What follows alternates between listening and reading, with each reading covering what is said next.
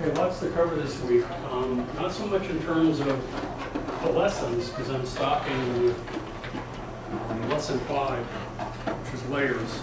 There's a little bit more that I will do on that, but I want to make sure that everybody starts the first assignment this week. So, if you've forgotten how to get there, what you need to do is go to my website, click on Kirk's classes, and when you get there, click on handouts, and then click on 192 assignments. There are a couple of things that you should download. One will be the handout titled Scanning Basics, and that is what I have planned for this Wednesday. I'll have to do that demonstration maybe 2 or 3 times because it's at that station back there, showing you how to use the flatbed scanner. And for everybody to gather around and see what I'm doing, that's what it will take. The other thing that you'll need to do too, so I would appreciate it if you would look this over before I give the demonstration, and I will cover this and have part of this on videotape. We'll talk about this a little bit. But in addition to that, what you also need to do is download assignment 1. Assignment 1 is a postcard assignment. It's to be done in black and white. You do not have to do part 2. It's a 2-part assignment. Part 2 is to colorize it. If you want to do that for extra credit near the end of the semester, you're welcome to. Right now, I'm just going to design a postcard. You need to collect your own photographs. That means you need to come from home, either take the photographs yourself. They can come from magazines. I don't care. You can actually get them online, but be careful where you go online. I would go, if you do go online, I'll talk more about this on Wednesday when we do the scanning, but I believe I already showed you the website. Oh shoot, it's from Flickr. Okay. And there are some that are high-res photographs. Those would be okay. But if you're just randomly take images off the internet, they're only 72 pixels per inch. And if they're too small, they just will not work. So avoid those altogether. If you go to Flickr and you find some that are high-res, that are suitable, and we'll talk about that more on Wednesday. Not to find out.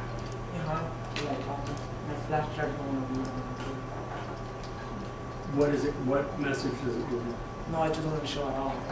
Because I'm putting a flash drive, it doesn't show. That's not a good sign. That means that your flash drive could have failed. Try it on another computer. Okay. See if the same thing happens.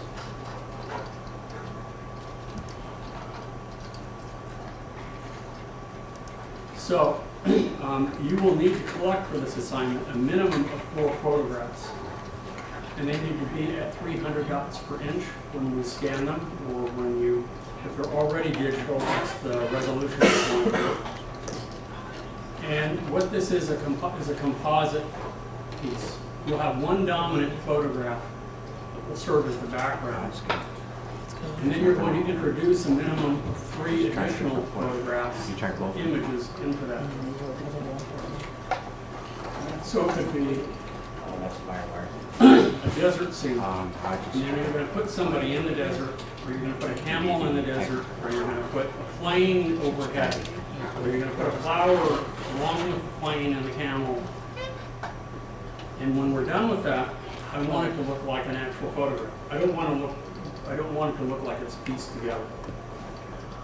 Okay? So you need to find good-sized images. They're crisp, they're high resolution, that have lots of detail, and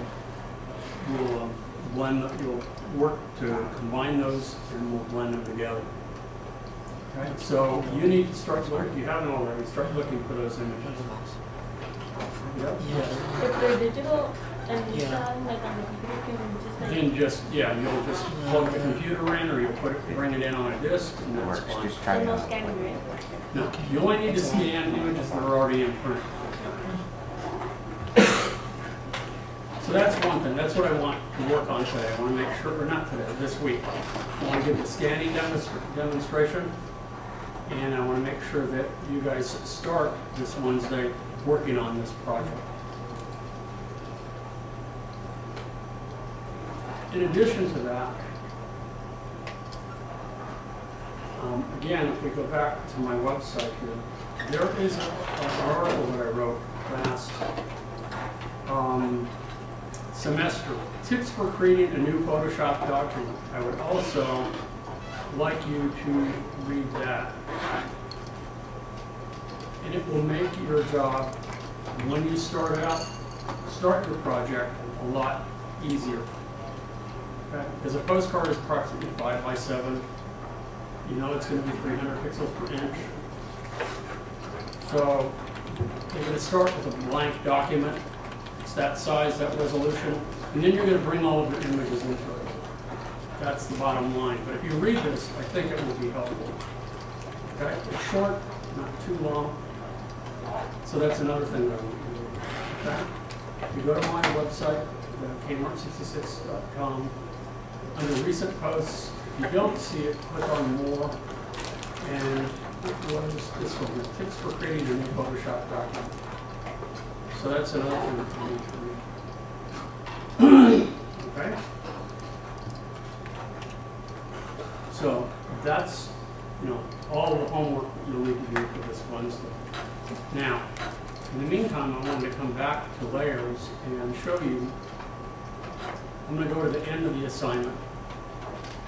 This is an extra credit piece, and you'll notice that they have two photographs almost identical to one another.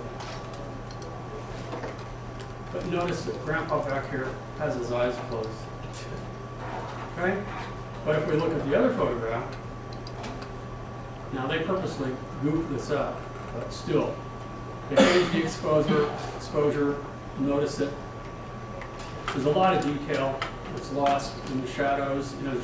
The trees back here is way too dark. So the goal is to combine them together. How can I take Grandpa, who has a nice smiley face here, and combine it with this one? It's really pretty easy. You have to have both layers visible. And then what we do is we go to Edit. I'm sorry, I can't remember myself. Edit. Image, adjustments, align layers. It's a relatively new feature, and it's really pretty nifty. Now that I told you it's really pretty nifty, I can't remember how to get to it myself.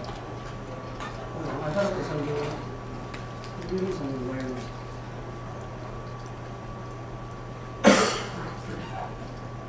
Oh, shoot.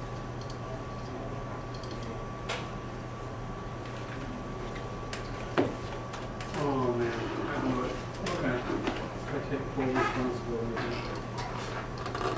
Hold on.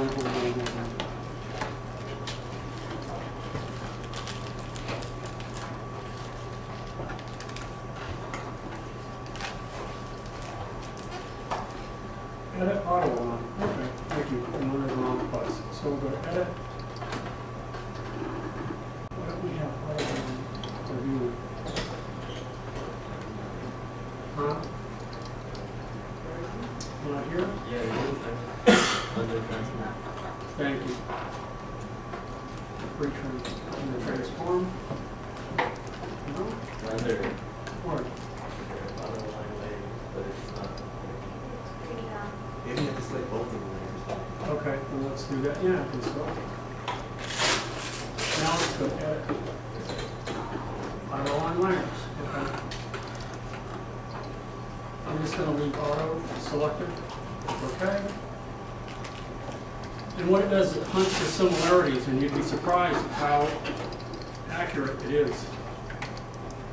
So now, when you turn these on and off, pretty darn close match. It's not off anymore. And there's also a nifty feature in here too, that if you want to create a panoramic view, and it doesn't have to be very accurate. If you take one still, then you move the camera, take another still, another, then it can combine all of those photographs and stitch them together pretty nicely to create a really beautiful panoramic photograph. It does a very, very nice job. Well, I want this image really, but I want his face. So I'm going to turn this on and make sure that layer 2 is at the top. Zoom in. And I'm going to use the erase tool. Not the magic eraser, just the erase tool. Small little brush. And I'm going to carefully, maybe instead of 100% flow, 100% opacity, let's turn this down a tad. And same with the flow. I like playing with this just a little bit. And now I'm going to start to erase here. Maybe I need to build it up a little bit, so 100%. I'm going to go all the way back up to 100. And you'll notice that as I erase, I'm careful. I don't have to be too careful.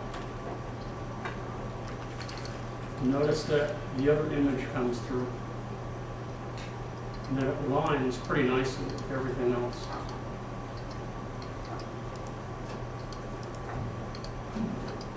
Before you know it, you've got a photograph that's fixed. Now, if I turn this layer off, notice that I have a hole.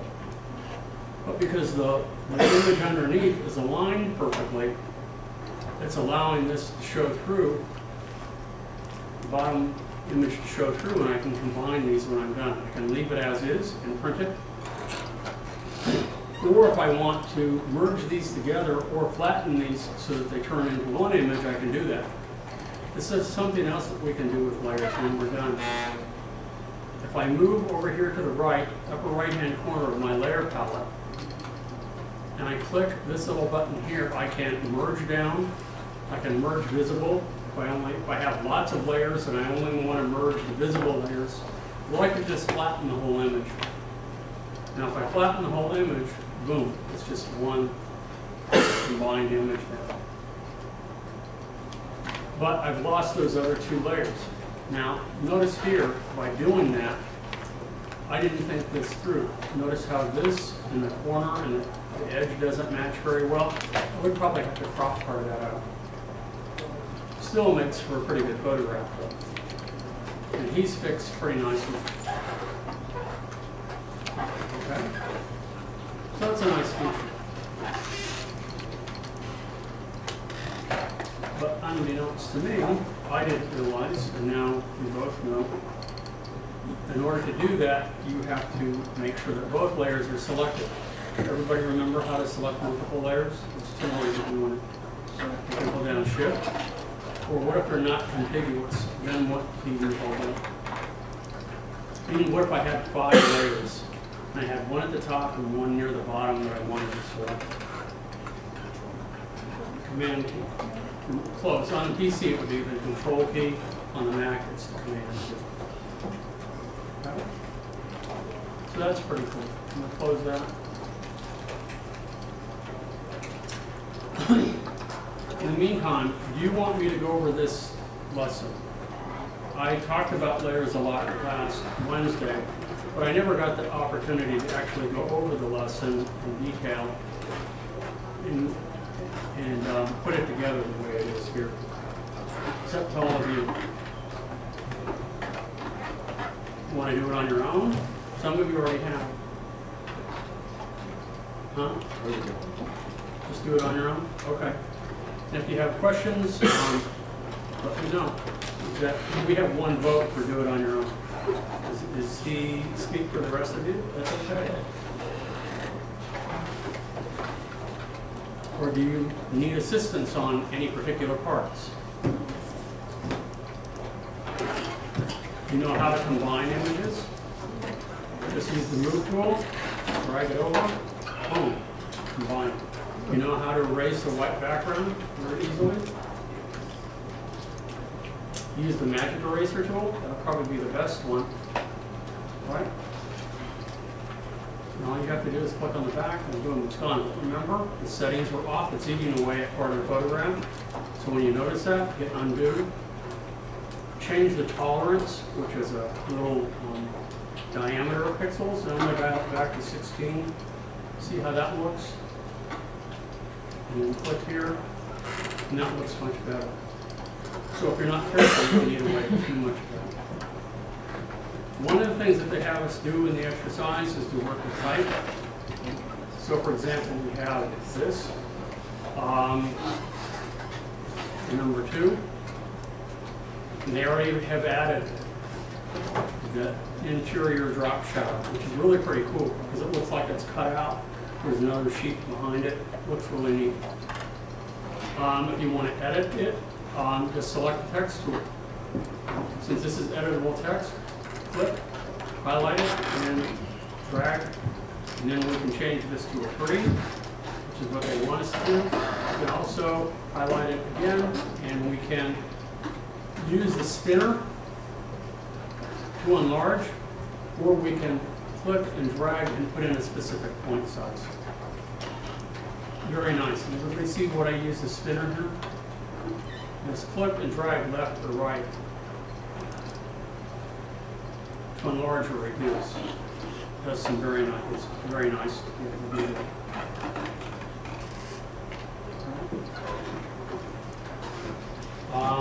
Are you a question? Okay. Another thing you might notice with some of these tools is that when I'm satisfied with the results of the text, notice that I can either click on the Move tool, and that will allow me to move on. I also have these other 2 buttons right here. The one with the universal, the circle with the line through, the universal sign to cancel. Or if I am happy with it, I click the checkbox, and then it allows me to move on, and I still have the text tool selected. So now I can create another block of text if I wish. We went over modes. We talked about layers quite a bit last week, and about grouping, actually linking layers together to be able to move them around, resize them, moving layers up and down in their stacking order, turning layers on and off, all sorts of things. Adding new layers. Everybody knows how to add a new layer. What if I want a new layer to put a gradient back here? How do I do that?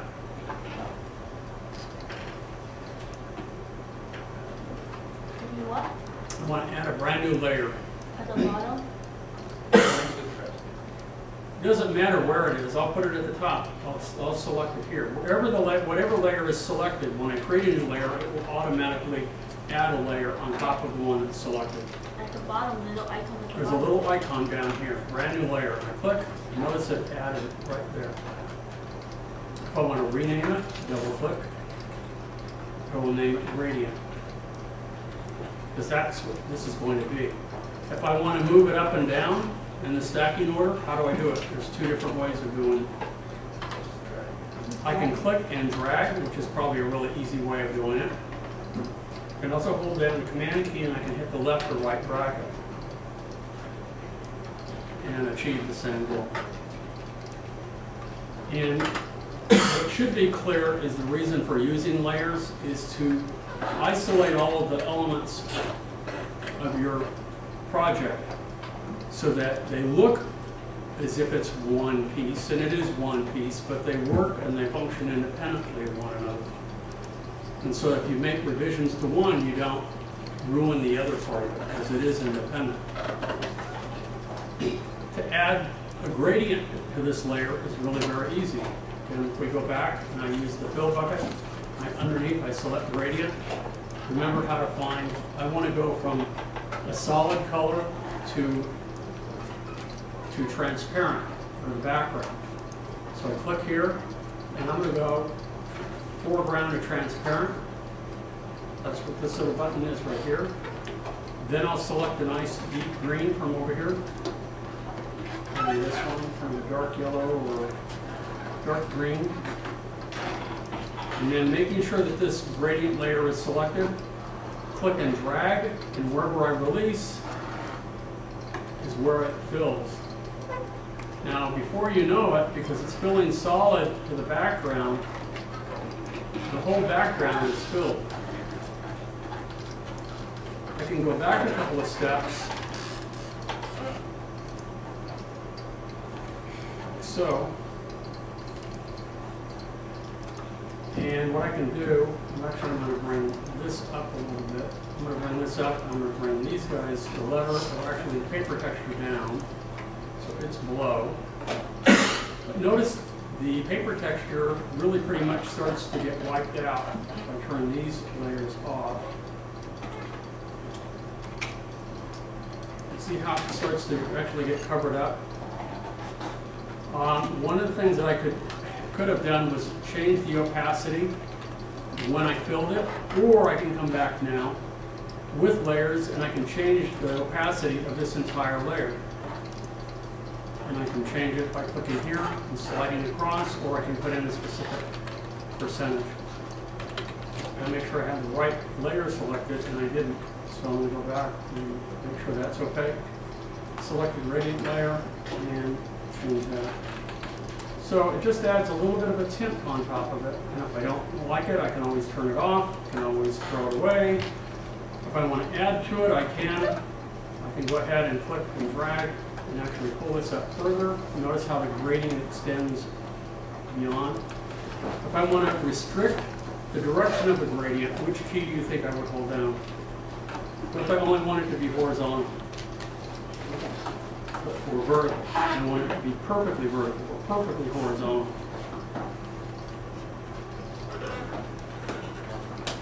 What key would I hold down? Yep.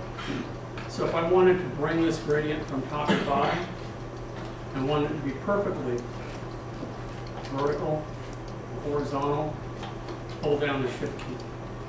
And it restricts the direction of it.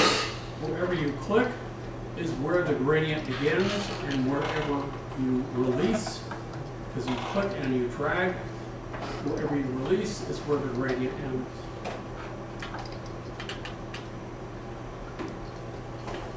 Okay? Yes? You do multiple gradients? Does it have to be separate layers? I would, yeah. I mean, it would get kind of confusing. You could do multiples, but one is going to affect the other if they're on the same layer. This way, they would be independent of one another, and you could control it by overlapping them with, using transparencies. There are other ways around. That every time you add another one, you would change the mode. You could also change the opacity. So if I wanted to, for example, let me go back. It's a good question. I'm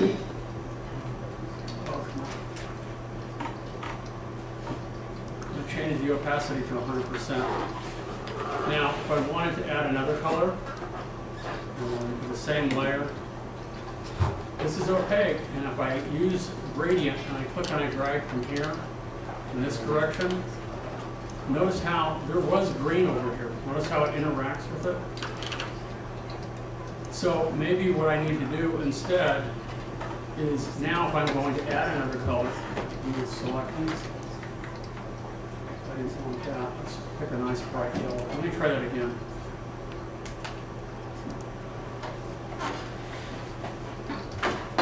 So I have multiple gradients that I'm adding or blending together. So that is doable. Now I could pick another color here, and you can select red. And I could go from this, from this direction up. But notice how this is wiping out the other one. If I didn't want to wipe it out and I wanted it to interact with it, maybe putting it on another layer would be useful. The other thing that we can do is we can adjust the opacity. And this doesn't change the opacity of the layer, it changes the opacity of the paint. So now when I click and I drag on top, notice how it's just a tint on top of it. It doesn't wipe it out. Because by default, when you paint, when you use one of these colors in a gradient or something, the opacity is 100%. It's totally opaque. But you have various ways of controlling it. And this would be one, changing the opacity before you even paint, so that it just applies a little tint on top of it. It would be similar to glazing. Anybody taken paint classes before where you glaze one color on top of another? It would be the same principle. And the other approach would be to put them on separate layers and then control opacity so that they interact with one another that way. You can also change modes of paint on different layers, so that if they're all opaque, changing the modes, and that would change their interaction with one another as well. You might also notice in the gradients, there's different kinds of gradients. I'm using a linear gradient. There's also a radial gradient. There's also an angle gradient. There's also a reflective gradient. And the last one, a diamond gradient. So there are a lot of different kinds of gradients that you can apply. In this particular exercise, we were using just a simple linear gradient.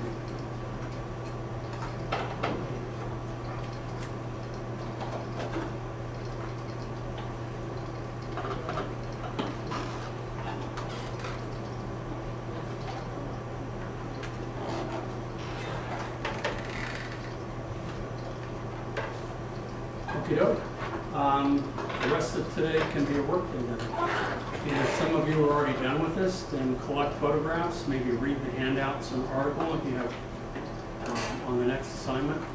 And if you have questions, I can help you individually.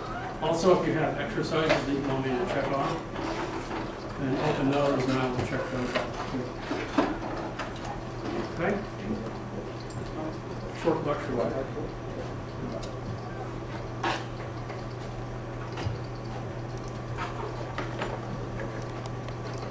It doesn't matter anymore.